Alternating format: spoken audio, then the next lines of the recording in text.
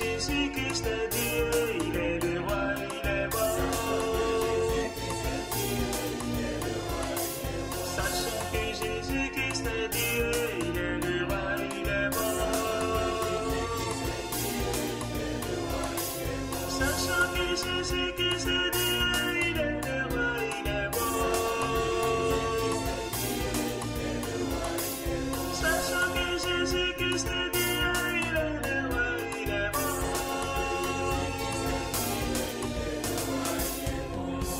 Jésus qui est la vie de Dieu. Jésus qui est la parole de Dieu.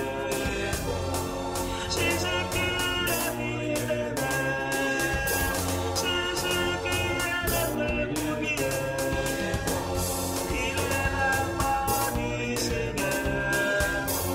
Il nous a donné les voix. À lui nous sommes délivrés. À lui nous avons la paix du cœur.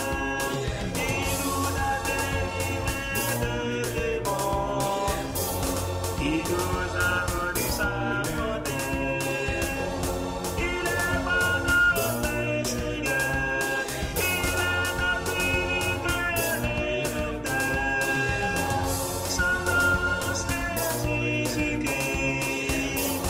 Il nous a accordé sa bonté.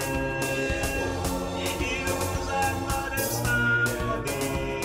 En lui nous sommes délivrés. En lui nous sommes rachetés. Il est bon notre Créateur. C'est lui notre Créateur. Il est bon le Seigneur. Sachant que Jésus-Christ est Dieu, il est le roi, il est bon. Sachant que Jésus-Christ est Dieu, il est le roi, il est bon. Sachant que Jésus-Christ est Dieu, il est le roi, il est bon. Sachant que Jésus-Christ est Dieu, il est le roi, il est bon. Jésus qui est le bouclier. Jésus qui est le paraclet. Il est notre paraclet. Devant la colère du pécheur. Il nous a fait la rédemption. Son sang nous a rachetés. Béni soit le nom du Seigneur. Je publierai sa bonté. Je publierai sa bonté. Lui qui nous délivre de la colère à venir. Son nom c'est Jésus-Christ. Sachant que Jésus-Christ est Dieu, il est le roi, il est bon. Sachant que Jésus-Christ est Dieu, il est le roi, il est bon.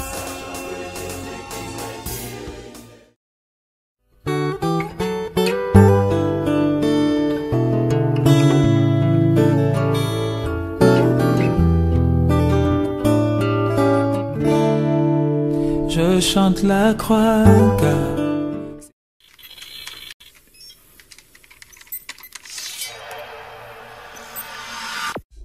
Puisque l'approche scientifique ne permet pas de trancher la question, il faut se tourner vers d'autres indices pour trouver la réponse.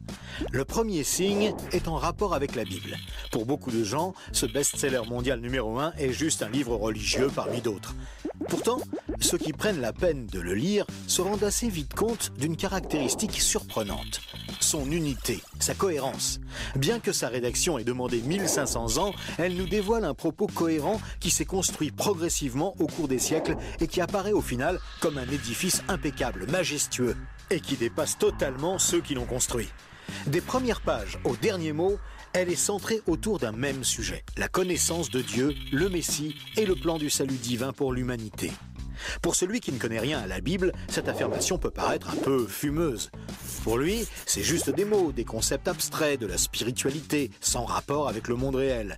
Mais pour celui qui la lit et cherche un peu, l'évidence devient de plus en plus écrasante que quelqu'un, derrière ce livre, au travers de centaines d'épisodes, de miracles, de prophéties et d'événements surnaturels, quelqu'un a construit un message qui nous est adressé. Par exemple, Moïse expose clairement la base de la relation avec Dieu et annonce la venue du Messie. 5 siècles plus tard, David, parmi d'autres, prophétise les détails de la crucifixion tout en engendrant les ancêtres de Jésus.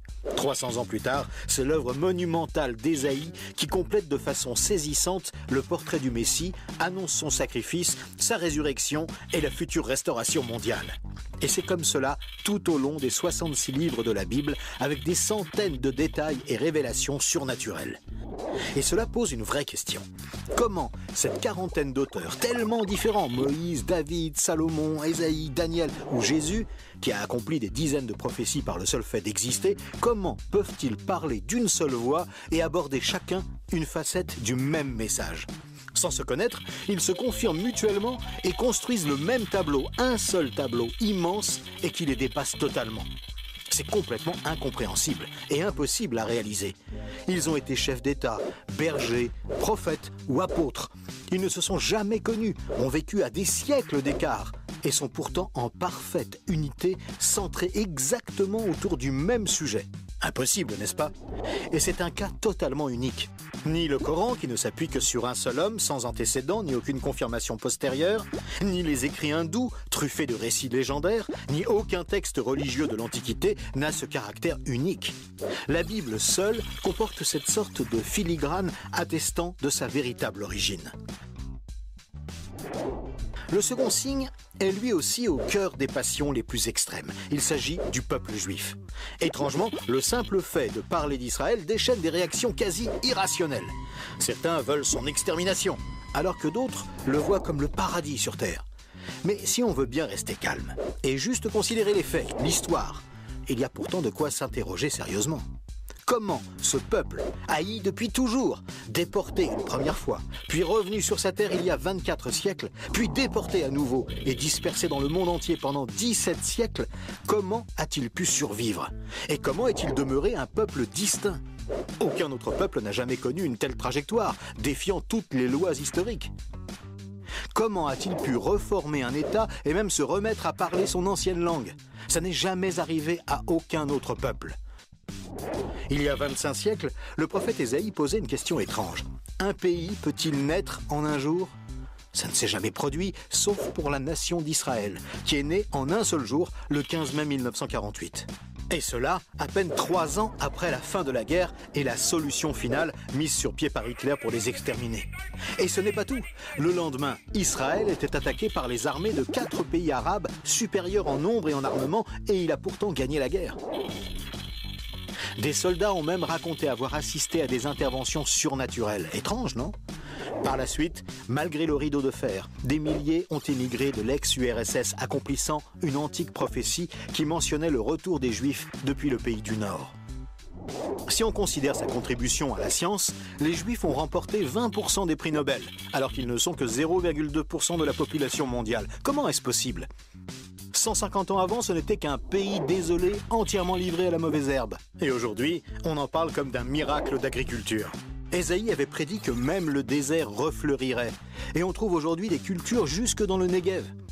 Interrogé par le roi de Prusse, Frédéric II, qui lui demandait une preuve de l'existence de Dieu, son chapelain lui avait répondu « Les Juifs, sire, les Juifs ».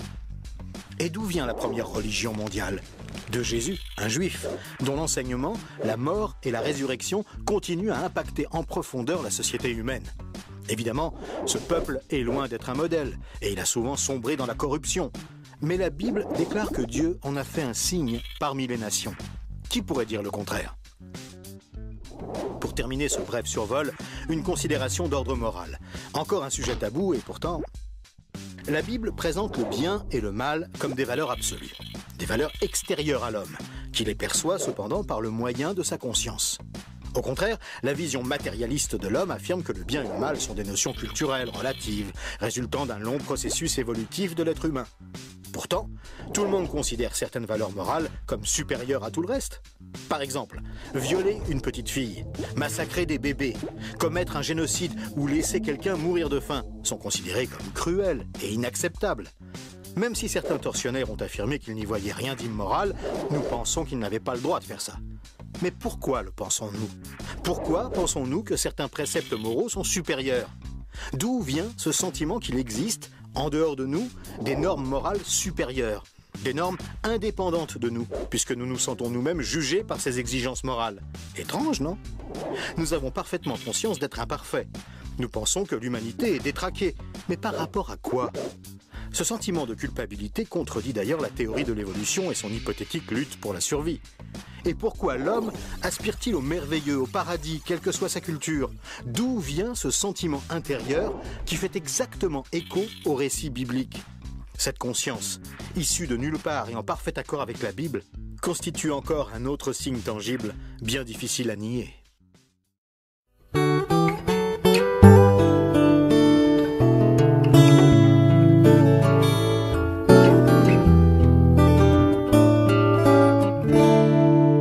Je chante la croix car c'est la puissance, puissance de Dieu pour moi qui ai cru.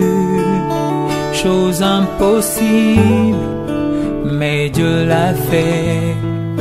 Il a condamné le péché dans la chair. Je chante la croix car c'est la puissance, puissance de Dieu pour moi qui ai cru. Chose impossible, mais Dieu l'a fait. Il a condamné le péché dans la chair. Chose impossible pour tout humain. Par Adam j'étais esclave du péché. Il a fait et m'a libéré. Lui seul a pu m'affranchir du péché. Chose impossible pour tout humain. Par Adam j'étais esclave du péché. Il a fait et m'a libéré. Lui seul a pu m'affranchir du péché. Alléluia. Oh, oh, oh. Alléluia. Personne n'est juste, même pas un seul. C'est ce que disait la loi quant aux humains. Mais par la croix, je suis sanctifié. Alléluia. Justifié par l'offrande du corps de Jésus. Et je suis saint, enfant du royaume, libre d'entrer dans le lieu très saint. Plus de rituels, plus de sang de bouc. Mon Père a pourvu à tout ce qu'il fallait. Alléluia. Chose impossible pour tout humain. Par Adam j'étais esclave du péché. Il a fait et m'a libéré. Lui seul a pu m'affranchir du péché. Oh, chose impossible pour tout humain. Par Adam j'étais esclave du péché. Il a fait et m'a libéré. Lui seul a pu m'affranchir du péché. Je chante la croix car c'est la puissance de Dieu pour moi qui ai cru en Jésus.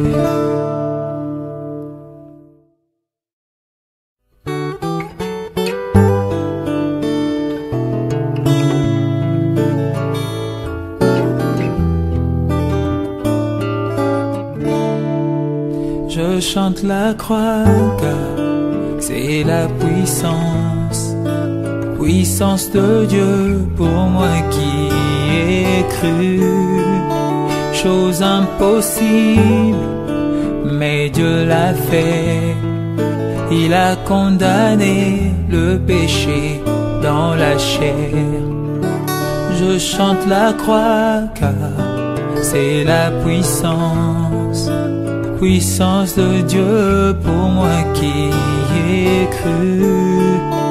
Chose impossible, mais Dieu l'a fait.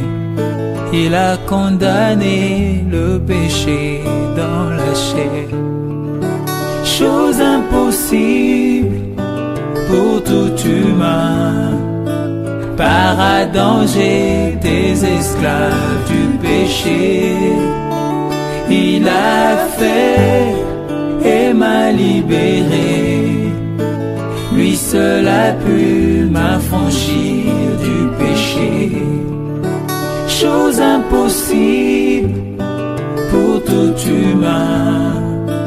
Par Adam j'étais esclave du péché.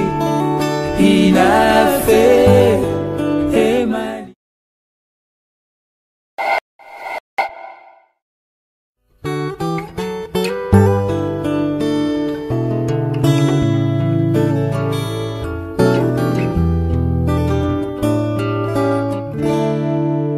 Je chante la croix car c'est la puissance de Dieu pour moi qui ai cru. Chose impossible, mais Dieu l'a fait.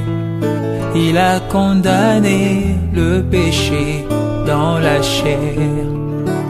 Je chante la croix car c'est la puissance de Dieu pour moi qui ai cru. Chose impossible, mais Dieu l'a fait. Il a condamné le péché dans la chair. Chose impossible pour tout humain. Par Adam j'étais esclave du péché. Il a fait et m'a libéré. Lui seul a pu m'affranchir du péché. Chose impossible